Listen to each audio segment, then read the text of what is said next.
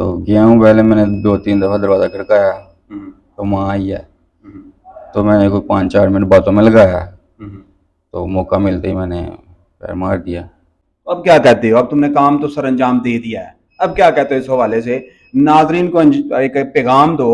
और बहुत से ऐसे अहमक लोग इस दुनिया में हैं जो तुम्हारी तरह की सोच रखते हैं, जिनको ये लगता है कि शायद तुम्हारी माँ ने कुछ गलत किया है। हालांकि शरीयत ने इजाजत दे रखी है, दीन ने इजाजत दे रखी है, दुनिया ने इजाजत दे रखी है, कुछ उसने गलत काम नहीं किया, वो बागी नहीं है, उसने कोई नजायज ताल्लुकात उसके साथ कायम नहीं थे किए हैं।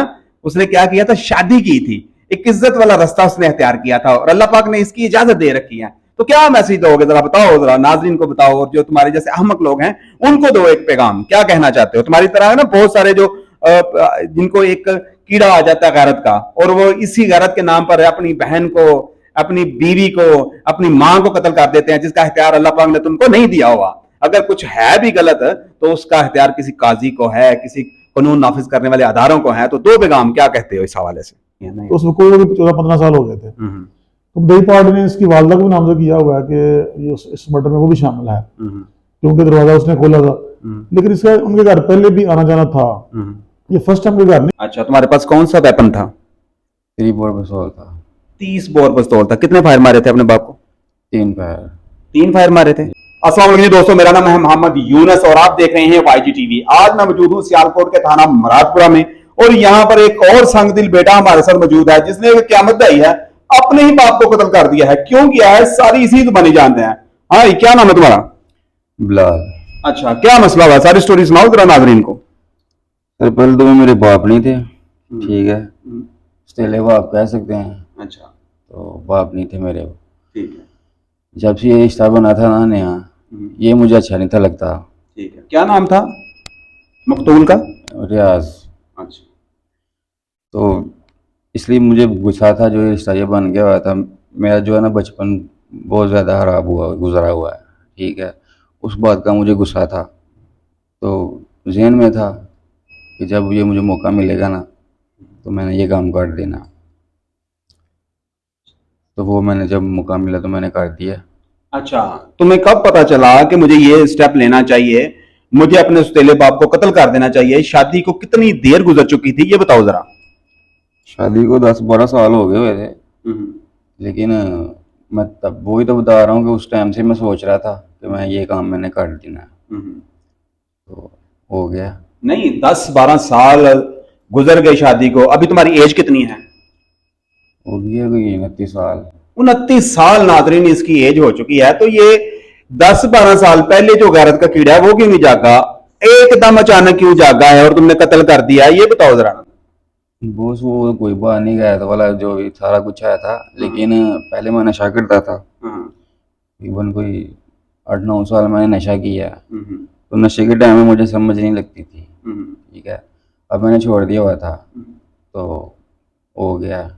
शादीशुदा हो तुम? नहीं, शादीशुदा नहीं सर। अच्छा, माँ ने शादी की थी ना उसके साथ? जी की थी। हाँ, कब की थी? आज से 10-12 साल पहले। आज से 10-12 साल पहले। तो तुम अपनी माँ के साथ रहते रहे हो फिर उसी बाप के घर में? नहीं, मैं उधर नहीं था रहता। कहाँ पे रहते हो? मैं अपने अब्बू के पास ही रहता था। अच्छा, फिर पैसे तो लेते थे उससे?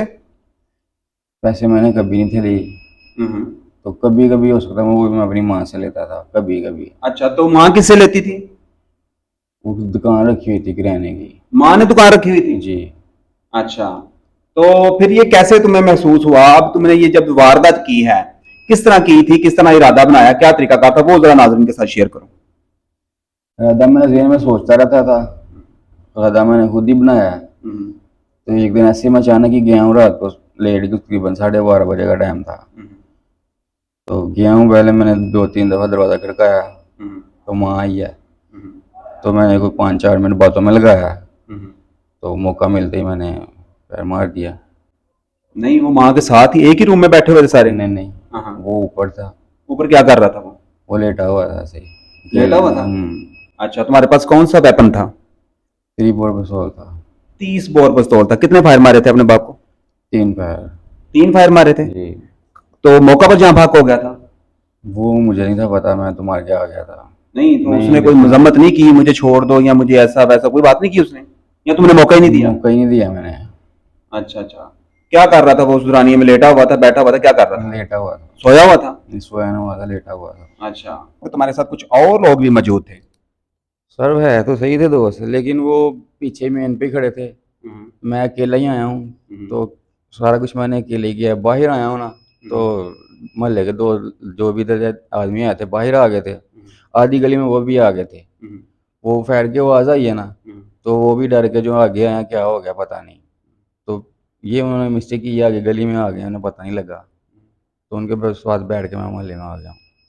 अच्छा, नहीं वो जो तो लोग तुम्हारे साथ आए थे उनको ये तो पता था ना कि तुम ये कार सर अंजाम देने जा रहे हो? जी थोड़ा बहुत तो पता था, लेकिन सीरियस मुझे नहीं था पता, उनको नहीं था पता कि सीरियस इसने यही काम कर देना है। वो तो कह रहे थे मजाक कर रहा था। इतना उनको पता था कि तुमने उनको कहा हुआ था कि आज मैंने अपने बाप को मार देना है? मैंने बोला बाप को मैंने मार देना है। मैंने कहा था मेरी जरूरत होगी ना आपकी, तो मैं फोन करके आपको बुला लूंगा, नहीं तो आप जाएं। अच्छा, उनको क्या बताया हुआ था कि आज मैं कुछ कारा अंजाम देने लगा हूँ? ये भी कोई बात नहीं थी उनसे, लेकिन मैंने बोला 5 मिनट तक खड़े हो, मुझे ज़रूरत होगी ना मैं कॉल कर लूँगा, नहीं तो चले जाना। तो तुम्हारे कहने का मकसद है कि अगर तुम फंस जाओ, अगर होता ही है ना, ये देख ले नाज़रीन, ये भी सब लोग ज़हन में ये था सर कि मुझे पता था कुछ नहीं होना, मैंने ऐसे आ जाना है, ठीक है, लेकिन वो अचानक हो गया सारा दो कुछ। दोस्त सिर्फ एहतियात के तौर पर तुमने बाहर खड़े किए थे? वो मेरे साथ थे रात के टाइम, मुझे पता था मैंने आ जाना, मैं वापस चला जाऊंगा इनके साथ, लेकिन वो काम ही बड़ा हो गया, वो उन्हें नहीं था पता। वो भी थोड़ा आगे गली में आ गए हैं, तो लोगों ने देख लिया। तुमने आसानी से कत्ल किया और वहां से फरार हो गए? जी। किसी ने नहीं रोका? रोका तो किसी ने नहीं, उसका बेटा एक दफ़ा मेरे सामने आया था, अच्छा। तो उसे मैंने बोला मैं तुम्हारे साथ मेरी कोई दुश्मनी नहीं है, मैं तुम्हारा कोई नुकसान नहीं करना चाहता। वो भी पीछे हो गया था, अच्छा, तो मैं फिर बैठ के आ गया था। मोटरसाइकिल नीचे खड़ा था जी, गली में। उन दो लड़कों के पास? जी। वो दो लड़के तुम्हारे पास रहे, फरार कराने में पूरा उन्होंने किरदार अदा किया? उन्हें पता नहीं था सर, वो नहीं, जब फायर लग गया तो तुम कह रहे हो कि मोहल्ला सारा इकट्ठा हो गया, तो वो जो बच्चे तो नहीं थे तुम्हारे साथ आए हुए थे, किस वजह से आए हुए थे? वो तो देखने आए थे ना क्या हो गया, उन्हें नहीं था पता सारी बात का कि क्या होना। यार तुम पहले तो ये कह रहे हो ना कि मेरे पास आए, वो पीछे आए और उन्होंने कहा कि तुमने उनसे कहा कि तुम 5 मिनट तक मेरा वेट करना यहाँ पे, और मुझे जरूरत पड़ी तो मैं तुम्हें बुला लूंगा। हाँ, तो वो बच्चे तो नहीं थे ना, तुम्हें किस चीज की जरूरत पड़नी थी? सर ये पहननी थी कि मुझे पता था कि कुछ भी नहीं था होना, मैंने ऐसे ही चक्कर लगाना था, आ जाना था। वो तो अचानक आगे गया होना, ये काम बड़ा हो गया, उन्हें नहीं था पता। पैर की आवाज़ आई है, वो चेक करने के लिए आगे आ अच्छा, गया। उनको किस लिए कहा था कि तुम चुकन्ने रहना अपने दोस्तों को? चिकन नहीं रहना वाला तो मैंने नहीं बोला था क्या बोला था? कि यार सब्र जरूरत करना, पड़ी तो मैं तुम्हें बुला लूंगा? नहीं तो चले जाएं आप। किस चीज के लिए? कोई रोटी खाने लगे थे जिसकी जरूरत पड़ेगी तो तुम्हें बुला लूंगा? हर कुछ काम करना था ना? जरूरत पड़नी यही तो कह रहा था, मुझे पता था ना, नहीं था कुछ होना, जरूरत यही पड़नी थी, मैंने कॉल करना था कि मुझे आके ले जाओ, ये जरूरत पड़नी थी। वो तो ऑलरेडी तुम्हारे पास मौजूद थे नीचे। लेकिन मैंने ऐसे मैंने खड़ा कर देना था ना फालतू ही। फालतू कैसे खड़ा कर देना यार? हमें ना तो नाज़रीन को सस्पेंस में डालो, ना हमें डालो। तुम तो उनको अपने पास लेके आए, नीचे लेके आए, और नीचे लाने के बावजूद तुमने कहा कि अगर जरूरत पड़ी तो मैं तुम्हें कॉल करूंगा। गली थी बहुत बड़ी, मेन में ही खड़ा करके ना मैं अकेला ही आया। क्या नाम था उनका? दोस्त एक का नाम जमाल है, एक का नाम दिलावर है। वो क्या करते हैं? तुम्हारे दोस्त हैं? जी, सिलाई का काम करते थे। सिलाई का काम करते हैं। तुम कौन सा नशा करते हो? मैं ड्रग्स का करता था। ड्रग्स का? क्या ड्रग्स में क्या यूज इस्तेमाल करते थे? बहुत सारी चीजें आती हैं इसमें। ऑर्डर पाउडर इस्तेमाल करते थे? इंजेक्शन इस्तेमाल करते थे कि सूंघते थे?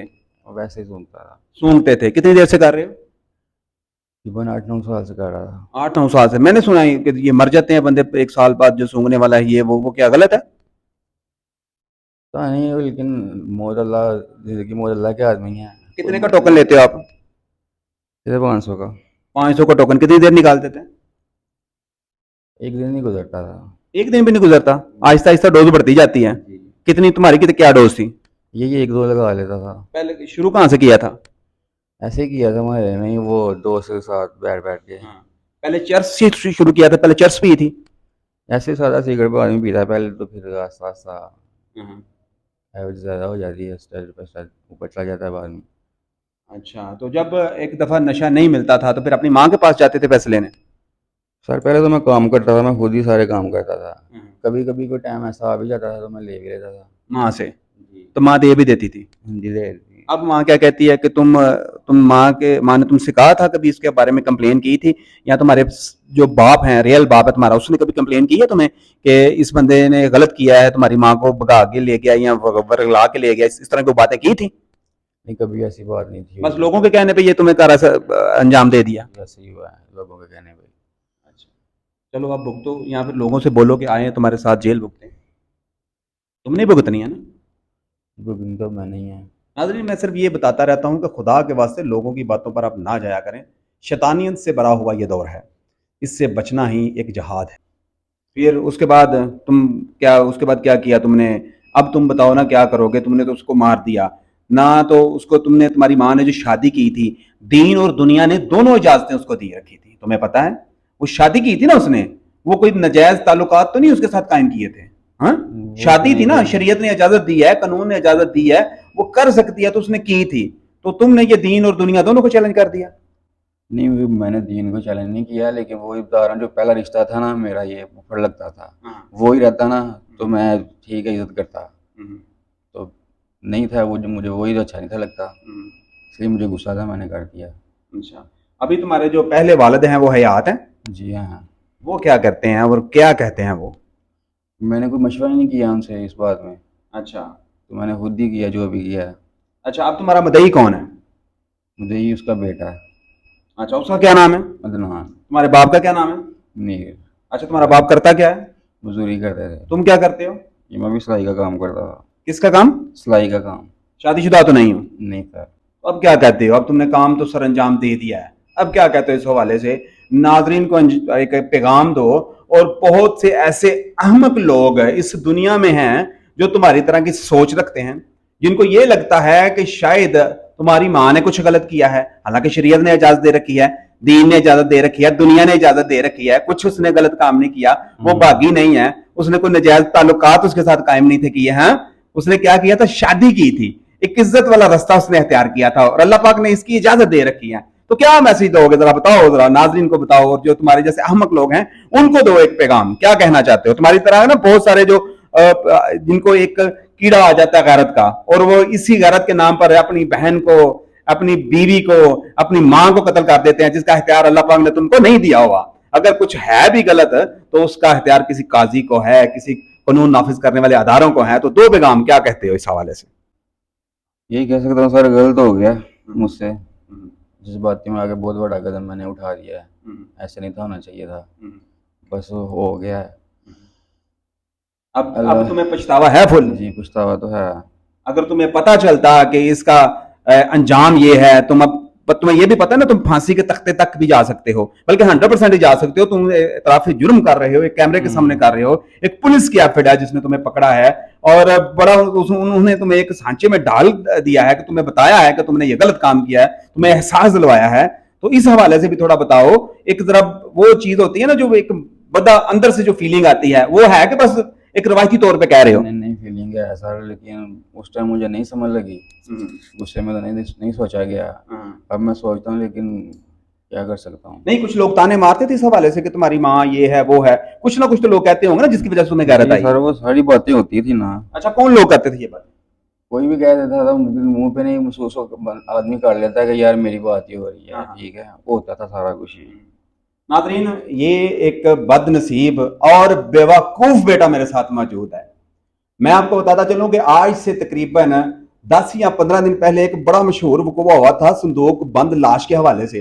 तो वो भी कर सर अंजाम जो दिया था उन्होंने सिर्फ इसी वजह से दिया था कि उस बच्ची के यहाँ बच्चा नहीं था, और दुनिया ताने मारती थी, और इस बेवकूफ को भी लोगों ने ताने मारे, उन शैतानों ने ताने मारे कि जो अब सामने नहीं है, कत्ल करने वाला कोई और, कत्ल होने वाला कोई और, नुकसान किसी और का हो गया, कर किसी और ने दिया, और ये बेवकूफ आपके सामने खड़ा है। तो दुनिया में जो छुपे हुए शैतान हैं नाजरीन, बेशक उनको पहचाना चाहिए, उनसे किनारा करना चाहिए, लेकिन उनको पहचाना एक बहुत बड़ी बहादुरी है। यहाँ पर एसएचओ साहब भी हमारे साथ मौजूद होंगे, उनसे भी हम आपकी बात करवाएंगे, उनसे पूछेंगे कि ये क्या इसने किया, या जो मुसद्दका इतलात हैं वो जाहिर बात है ऑफिशियली पुलिस के पास से ही मिल सकती है, तो वो भी हम आपके साथ शेयर करते हैं। जी, एसएचओ अब्दुल रज़ाक साहब हमारे साथ मौजूद हैं, इनसे जानते हैं कि ये इस केस के हवाले से क्या कहेंगे। अस्सलाम वालेकुम रज़ाक साहब। वालेकुम सलाम। रज़ाक साहब, बताएं जरा इस वकूए के हवाले से। बड़ा शातिर बंदा था जिसने अपने सतीले बाप को मर्डर कर दिया, कत्ल कर दिया, और 2 बंदे भी साथ ले गया था। तो किस तरह इसकी गिरफ्तारी किस तरह अमल में आई सर?